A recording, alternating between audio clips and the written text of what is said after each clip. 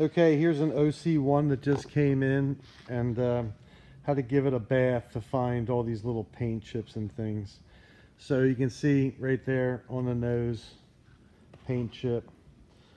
And then, of course, once they get into it, sometimes we find stuff that we didn't see in the video just because of lighting or any number of things. But right there, there's a crushed section. You can see it in the glare.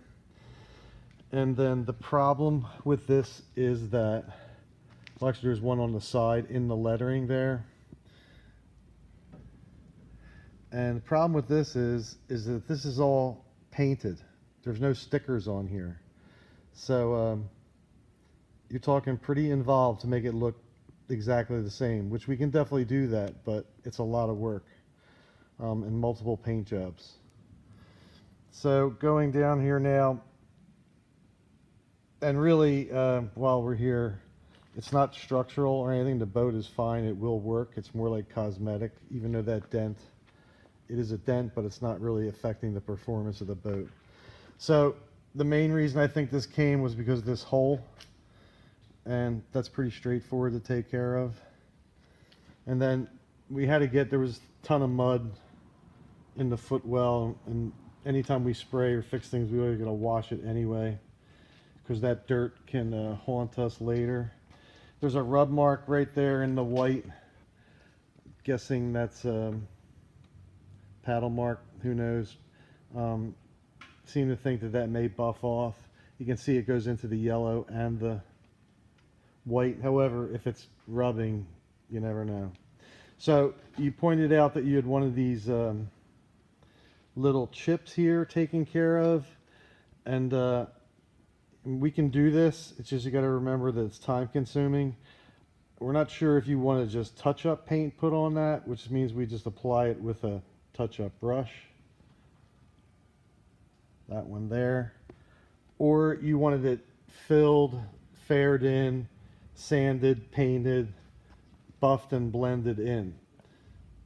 So that said, one of the first things we'd have to do is take off the strapping there. And it would involve painting pretty much, well, pretty large section here. Pretty much what you would see in the screen right here, with the blends being on the ends. And then over here, you know, it's always difficult to do a blend and paint on an edge or a round surface because the paint doesn't stick as well. So the chances of buffing through it when it's done are very high. It can happen. And then there's a couple scratches right there. They could maybe sand out, hard to tell. And then a couple paint chips here you pointed out. Again, we don't know if you want to touch up brush it in there or paint it. Painting it pretty much involves what you see in the screen there. Actually, more like about that size of an area would get painted and blended and all that. And then just saw a couple little blemishes on the stern here. And then on the bottom, didn't find anything really big. Just some surface scratches here and there. And it's hard to say if they'll sand and buff out or not. The boat's still wet because we literally just gave it a bath and run under the guns to get a lot of work out of here.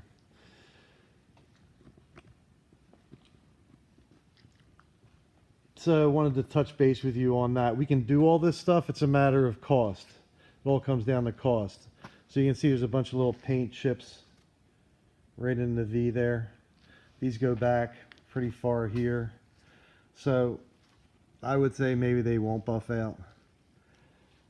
So to paint that, to make that look right again, it's pretty much, you know, sand it down, that whole area, put an acrylic primer on it or a surfacing primer, depends, and then paint this whole section and blend it in to match the original.